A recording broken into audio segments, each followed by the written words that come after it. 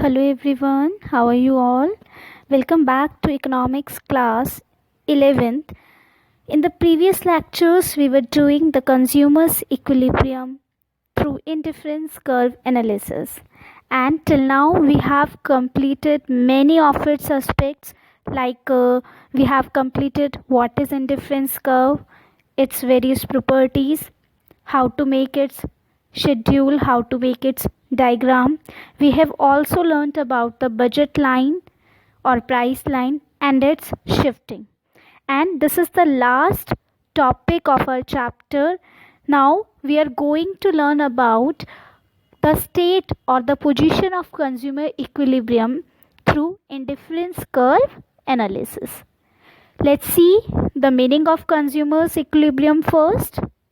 Consumer's equilibrium refers to a situation in which a consumer with given income and given prices purchases such a combination of goods and services which gives him maximum satisfaction and he is not willing to make any change in it. देखिए, basically consumers equilibrium क्या होती है? Consumers equilibrium एक ऐसी situation होती है जिसमें consumer given income के साथ, मतलब जितनी उसकी इनकम गिवन है, जैसे मैंने आपको स्टार्टिंग में बताया था कि यहाँ पर हम income and the prices of two goods वो हम क्या लेकर चलते हैं, यहाँ पर गिवन मान के चलते हैं। मतलब ना तो कंज्यूमर की इनकम में कोई चेंज होगा और ना ही गुड्स के दोनों गुड्स के प्राइसेस में कोई भी चेंज होगा। ठीक है, तो कंज्यूमर इक्विलिब्रियम बेसिकली क्या हुआ, एक ऐसी सिचुएशन जहाँ पे कंज्यूमर को गिवन इनकम और गिवन जो प्राइसेस हैं उन दोनों के बेसिस पर उसको मैक्सिमम सेटिस्फेक्शन मिले। जहाँ पे जो आपको वर्ड मेजरली याद रखना है वो यहाँ पर क्या याद रखना है, मैक्सिमम सेटिस्फेक्शन उसको मिले and he is not willing to make any change in it. यानी कि वो जो कंज्यूमर है वो उस पैटर्न में कोई भी चेंज नहीं करना चाहेगा। सिंपल लैंग्वेज में अगर मैं बोलूँ बेटा, तो सिंपल लैंग्वेज में होता है कंज्यूमर इक्विलिब्रियम एक ऐसी सिचुएशन, एक ऐसा पॉइंट जहाँ पर उसको मैक्सिमम सेटिस्फेक्शन मिले and he is not willing to make any change in it. वो उसमें कोई भी चेंज नहीं करना चाहता because he is getting the maximum satisfaction over that point. Right now देखिए, यहाँ पे लिखा है कि it is struck when what he is willing to buy coincides with what he can buy। देखिए, यहाँ पर वो कब इक्विलिब्रियम में होगा, जब जो चीज़ वो खरीदना चाहता है, मतलब जो चीज़ वो जिस चीज़ को परचेज करने के लिए वो विलिंग है, जितने प्राइस पर या जितने यूनिट्स, और जो वो खरीद सकता है, वो जब दोनों इक्वल होंगे, ठीक है, तब वो क्या होगा, कंज्यूमर इक्विलिब्रियम में। तो मीनिंग क्लियर हुआ? मीनिंग क्या पढ़ा हमने कि एक ऐसी सिचुएशन जब कंज्यूमर इक्विलिब्रियम की मीन्स जब कंज्यूमर मैक्सिमम सेटिस्फेक्शन मिलेगी कंज्यूमर को with the given income and the given prices of both the goods. Right now what are the assumptions of consumers equilibrium? ये वैसे I have also told you the assumptions in the previous lectures also, but it's fine. Let's see again. What are the assumptions? First of all the prices of goods are constant. जो prices होंगे वो आप कैसे लेके चलेंगे, constant लेकर चलेंगे। ठीक है, सिमिलरली जो इनकम है वो कांस्टेंट लेके चलेंगे। अभी मैंने आपको बताया with the given income and the prices of both the goods, तो गिवन का मतलब यहाँ पे क्या हुआ कि दोनों गुड्स के प्राइसेस भी कांस्टेंट होंगे और कंज्यूमर की इनकम भी कांस्टेंट होंगे। And consumer knows the prices of all the things. Consumers को सारे गुड्स एंड सर्विसेज के सभी चीज़ों के प्राइसेस के बारे में उसको पता है। ठीक है, and consumer can spend his income in small quantities. मतलब ऐसा नहीं है कि कंज्यूमर एक बार में एक ह्यूज क्वांटिटी पर ही उसको अपनी इनकम को स्पेंड करे, वो स्मॉल क्वांटिटीज़ में अपनी इनकम को स्पेंड कर सकता है। Consumer is rational. Rational mean समझदार है, उसको पता है मुझे किस तरीके से अपने इनकम को स्पेंड करना है so that I can get the maximum satisfaction. उसको इंडिफरेंस मैप के बारे में पूरी नॉलेज है एंड कौन सा कंपटीशन है मार्केट में, परफेक्ट कंपटीशन है मार्केट में। ठीक है, परफेक्ट कंपटीशन का मतलब क्या होता है, जहाँ पर कुछ प्रॉपर्टीज़ होती हैं परफेक्ट कंपटीशन की, जैसे कि जहाँ पर उसको एक तो जहाँ पर large number of buyers and sellers होते हैं, सिमिलर प्रोडक्ट्स, होमोजीनियस प्रोडक्ट्स होंगे मार्केट में, किसी भी प्रोडक्ट में किसी भी तरीके का कोई डिफ्रेंशिएशन नहीं होगा एंड प्राइस भी सेम होंगे। तो बेसिकली जहाँ पर होमोजीनियस प्रोडक्ट्स होंगे और प्राइसेस भी कैसे होंगे, यूनिफॉर्म होते हैं, उसको हम परफेक्ट कंपटीशन कहते हैं. Now, what are the conditions of consumer equilibrium? First condition is price line. Price line means जो budget line आपको बताया था उसी को हम price line बोलते हैं. It should be tangent to indifference curve. तो आपको ये अच्छे से पता होना चाहिए कि जो आपकी price line है वो tangent होना चाहिए indifference curve के. Tangent means अभी आगे बताऊंगी. टेंजेंट मतलब उसको छू कर निकले जहाँ से, ठीक है, उसको सेंटर से उसको छू के निकले, वो अभी हम देखेंगे. इसी लाइन को जो मैंने ये बताया ना, price line should be tangent to indifference curve, इसी को हम ये भी कह सकते हैं कि slope of IC is equals to slope of price line, कि जो इंडिफरेंस कर्व का स्लोप होगा वो इक्वल होगा प्राइस लाइन के स्लोप पे.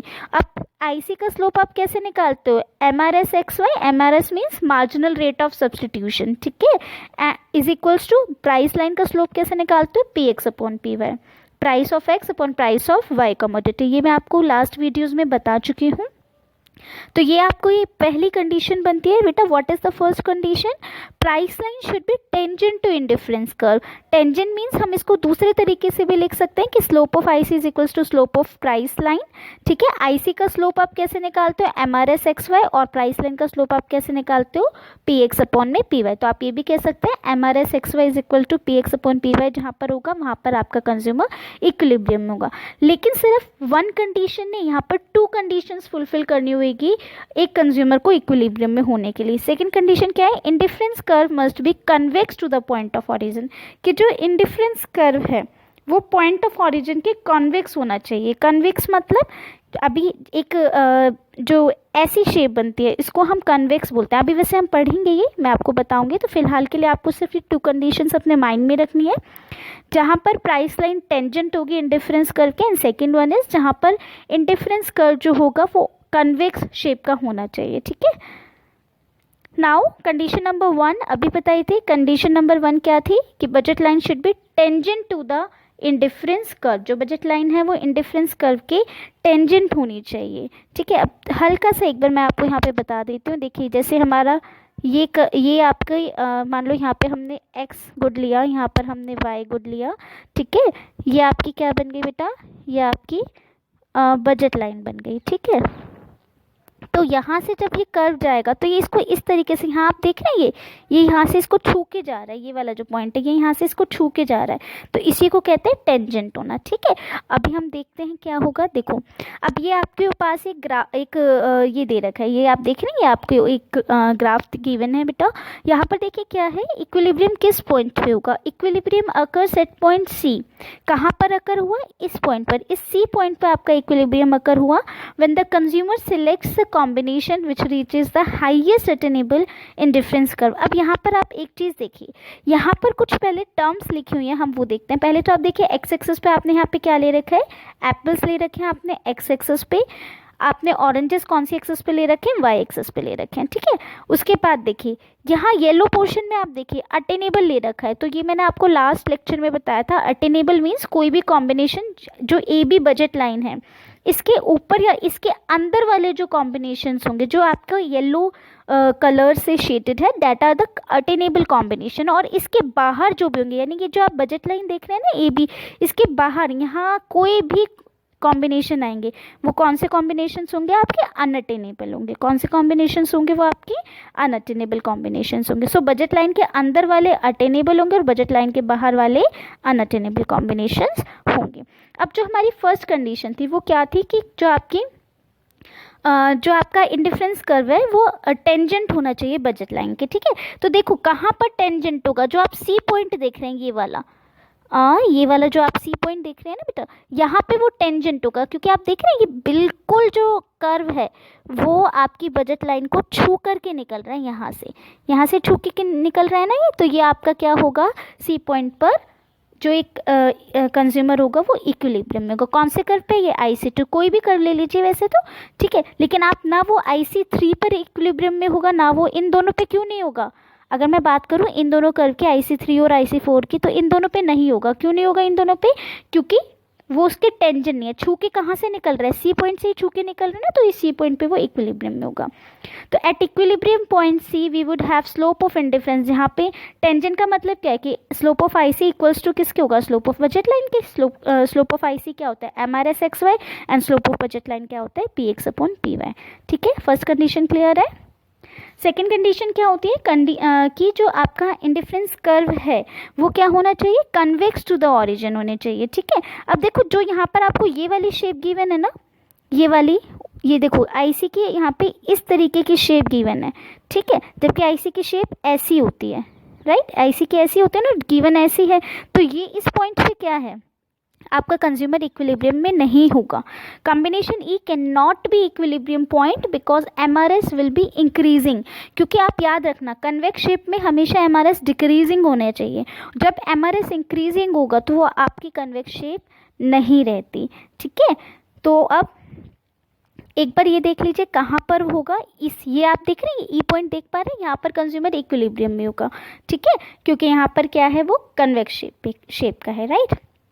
तो इट मीन्स यहाँ पे क्या होगा कि at the point of equilibrium जो अगर मैं ये बात कहूँ, ये वाली ये कनकेव है, बट ये वाली कन्वेक्स शेप है, जो मैंने आपको लास्ट इसमें स्लाइड में दिखाया ना, ये कन्वेक्स नहीं होगी, ये कनकेव होगी। लेकिन अगर मैं इसी को इस तरीके से बना दूँ ना, ऐसे इस शेप की बना दूँ, तो वो क्या हो जाएगी, आपकी कन्वेक्स हो जाएगी। ठीक है, एक बार मैं आपको यहाँ पे हल्का से बना के बताऊँगी। देखिए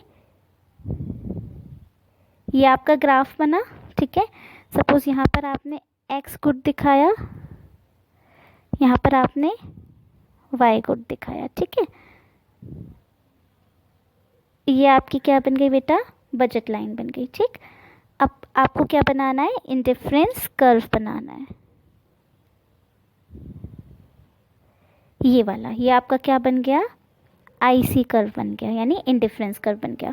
तो जो बेटा ये वाला जो पॉइंट है ना, विच वन, जो आपका ये वाला पॉइंट है ना, ये वाला, ठीक है, ये वाला पॉइंट कौन सा पॉइंट होगा आपका, ये वाला जो पॉइंट होगा बेटा, ये पॉइंट होगा जहाँ पर वो इक्विलिब्रियम में होगा। ये कौन सा पॉइंट होगा, जहाँ पर वो क्या होगा बेटा, इक्विलिब्रियम में होगा, राइट। तो ये इस पॉइंट पर एक कंज्यूमर इक्विलिब्रियम में होगा, क्योंकि ये जो आपकी बजट लाइन है, इसके टेंजेंट भी आ रहा है आईसी, और इसकी कन्वेक्स शेप भी आ रही है। क्लियर है। अब कंज्यूमर इक्विलिब्रियम में कहाँ होगा, दो कंडीशन, जहाँ पर वो उसके टेंजेंट होगा और जहाँ पर वो कन्वेक्स शेप का होगा, राइट। नाउ यहाँ पर मैंने अभी आपको एक टर्म यूज़ की, marginal rate of substitution, MRS. अब मार्जिनल रेट ऑफ सब्स्टिट्यूशन क्या होता है, it is defined as the amount of Y the consumer is just willing to give up to get one more unit of x and maintain the same level of satisfaction। देखो marginal rate of substitution क्या होता है, basically जब आप किसी y commodity को या कोई भी कमोडिटी को आप एक्स्ट्रा कंज्यूम करने के लिए जब आप दूसरी कमोडिटी की किसी यूनिट्स को सेक्रीफाइस करते हैं ताकि आपका सेम लेवल ऑफ सेटिस्फेक्शन बना रहे, तो उसको हम मार्जिनल रेट ऑफ सब्स्टिट्यूशन कहते हैं। क्योंकि जब आप एक कमोडिटी को, क्योंकि हम इनकम यहाँ कांस्टेंट लेकर चल रहे हैं, ठीक है, तो अगर आप एक कमोडिटी को ज़्यादा लोगे तो दूसरी को सेक्रीफाइस करोगे, तो जिस रेट पर आप दूसरी कमोडिटी को सेक्रीफाइस कर रहे हो, that is marginal rate of substitution. And what is the formula to calculate it, minus delta Y upon delta X. Delta Y क्या है, decrease in the consumption of Y, and delta X क्या है, increase in the consumption of X. अब देखिए यहाँ पर ये आपको क्या दे रखा है, एक टेबल दे रखा है। देखो जैसे यहाँ पर आपको ये वेरियस कॉम्बिनेशन गिवन है, एप्पल्स गिवन है, ऑरेंजेस गिवन है, ठीक है, और आपको marginal rate of substitution given है। अब देखो आप एप्पल के एक एक यूनिट बढ़ा रहे हैं ना, 1 2 3 4 5, तो वो ऑरेंजेस के यूनिट्स को सेक्रीफाइस कर रहा है, बट डिक्रीजिंग रेट से सेक्रीफाइस कर रहा है, डिमिनिशिंग रेट से सेक्रीफाइस कर रहा है। देखो जब एप्पल 1 था तो ऑरेंजेस वो कितने ले रहा था, 22 ले रहा था। एप्पल की उसने एक यूनिट बढ़ाकर 2 कर दी, तो ऑरेंजेस की उसने कम कर दी, 14 कर दी। तो यानी ऑरेंजेस की उसने 8 कम करी ना, 22 से 14 होगा, तो 8:1 हो गया इसका एमआरएस।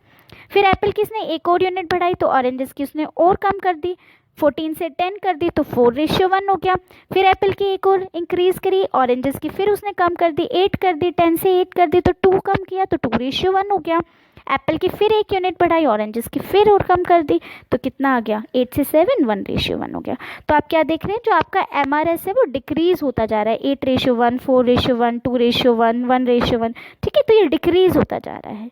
तो जैसे जैसे कंज्यूमर एप्पल्स का कंजम्पशन बढ़ा रहा है, तो हर एडिशनल यूनिट ऑफ एप्पल के लिए वो ऑरेंजेस की यूनिट सेक्रीफाइस कर रहा है, बट डिमिनिशिंग रेट से सेक्रीफाइस कर रहा है। इसी को हम law of diminishing marginal rate of substitution भी कहते हैं। So I think the concept of consumer equilibrium through indifference curve analysis is clear to you, but still if you are having any query after watching this video, then you can contact me anytime. Thank you so much. Stay healthy and stay safe. Thank you.